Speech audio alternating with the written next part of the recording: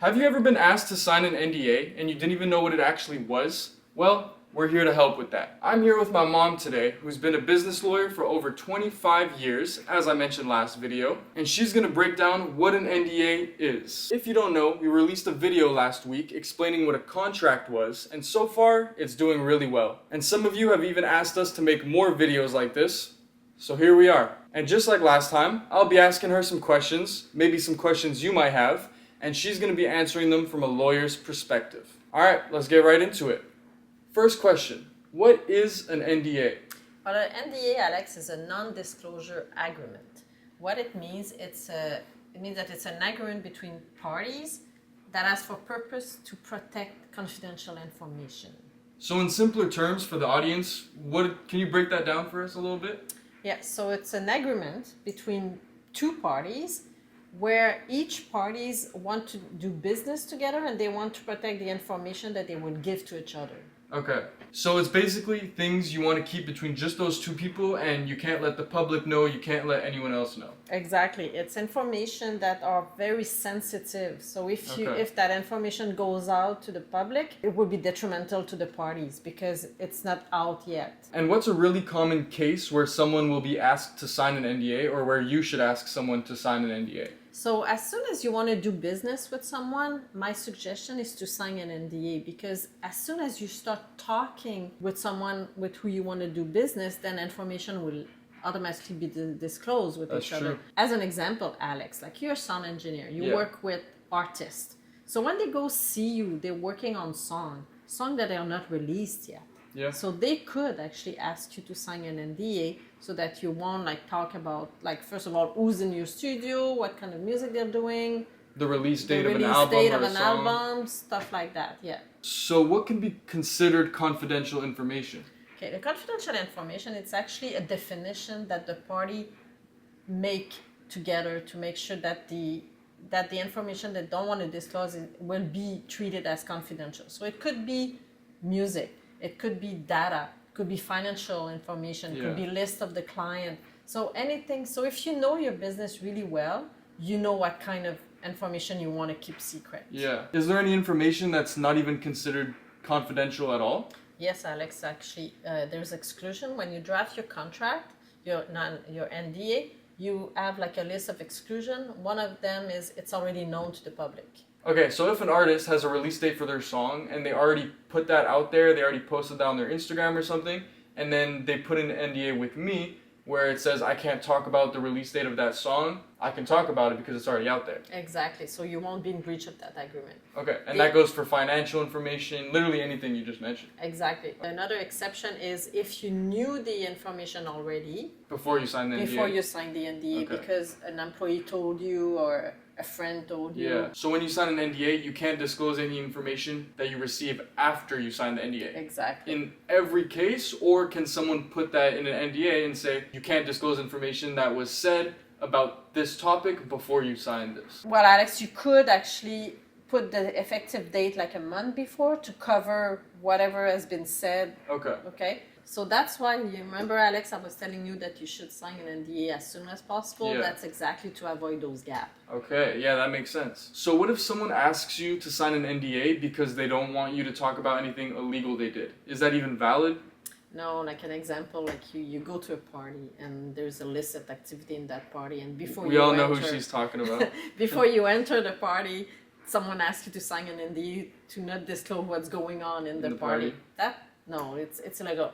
Although now you know. Yeah, although you could, if you have a famous artist at your party, maybe you can ask people to sign an NDA so that they won't disclose who was at the party. Just because that person doesn't want people to know they are in town, or some people come for a movie or something, they don't want to attract paparazzi or something. Yeah. So that, yes, but for illicit activities, no. Okay. So obviously if I'm signing an NDA, I have to keep that information private. But is there any time where I have to talk about that information? Yes, if you receive a court order, or if a government agency call you about a company you sign an NDA with, you don't have a choice to disclose information to those people. Okay, so if they're being sued or if they get arrested or whatever, then I have to talk about it? Yeah, if it's a court order, yeah. Okay, all right, so how long can an NDA last? Well, usually we would put a term. Usually will be 2 years because we figure that after 2 years the business or the transaction will be over. Yeah. But the other thing is that even if we put a 2 years, we put like a clause saying that whatever is not known to the public will stay confidential anyway. Okay. So it survived the term of the NDA. Okay. Because eventually a confidential information may become not confidential. Yeah. It becomes So, public. Yeah. And what if someone asks you to sign an NDA for 75 years? Should you sign that? No, can you imagine, Alex? Like you have to keep some, like you cannot talk Yeah. about anything related to that company or person for 75 years. Yeah. Like, no, it's like crazy. Not, it's crazy. It's not valid. But it does happen. I've seen it happen before where someone asks people to sign a contract or an NDA for 7 years, 100 years. Just don't sign it. Alright, so what happens after the NDA expires? Do I have to return that confidential information? You have to put that in the contract, Alex, and it's a really good practice. When the NDA is over, you want both parties to return the information if it's like paper or any type of physical like material information. But you can also ask to destroy it. So you can say at your choice, you can either destroy or return the information, but I want you to sign a document saying that you actually destroy it. Right. So what usually is the penalty if someone breaches an NDA? That's a really, really good question, Alex, because it's not something that you can quantify. So the first thing you will put in your contract is that if one of you breach a contract, then the other party can right away get an injunction. That means that the judge will prevent you to stop. They will say stop disclosing the information. Yeah. And on top of that, then you can claim damages because you have to quantify. You don't really know how much damages you're going to suffer until the actual information leak. Yeah.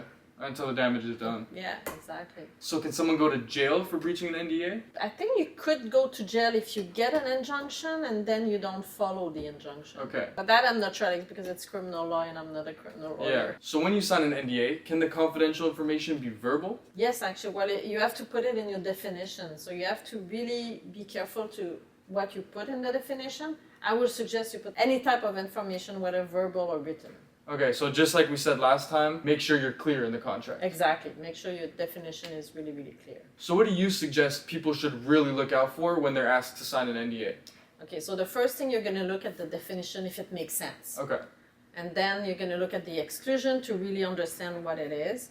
The term to make sure it's not like over the top. Yeah. What happened after? Do you have to destroy it? Do you have to return it? Yeah. Like make sure that your obligations are not too much burden for you. Okay. The other thing you should consider also is you have to ask to keep the information that are like backup on your computer. Things that like if you're a big company and it's archived, so you know some company needs to keep information for 2 years. So that's actually something you should look at. And the other thing that some people will put in an NDA, which is like a bit sneaky, will be an exclusivity. They will add something that you can only work with them. So you're saying if a company is hiring someone and in the contract they put that for the next 5 years, or that if they get fired or if they quit, they can't work for another company for the next 2 years or 5 years. That's one thing, but also, well, if you're an employee, yes, but I was more talking about like more like a contractor relationship. But it's good. Your example like when you're is a also freelance good. worker. Yeah, but your example is it's also good because the first step when you sign an NDA, it's only to talk business. Yeah. It doesn't mean that you will do business with the person. Yeah. It's only just to, okay, now we can start talking about maybe doing business together. Yeah. And just like we mentioned last video, definitely don't use the internet or any AI stuff to draft an NDA for you. Because one, it can hurt your credibility. The NDA probably won't even be that good. And the other person will look at you like you're stupid or something. And second, it's a big deal. You know, there's a lot of consequences that can happen if the other person's in breach of that NDA. So you really want to make sure it's good, it's perfect. Go to a lawyer and have them draft it. Alright, I think that pretty much covers it. If you have any other questions about NDAs, definitely let us know and we'll make a more detailed video. Or anything else surrounding business law, we could definitely make a video on that too. Alright Mom, thank you again for making this video with me. Thank you, Alex. I really enjoyed it. Me too. Take care. Take care.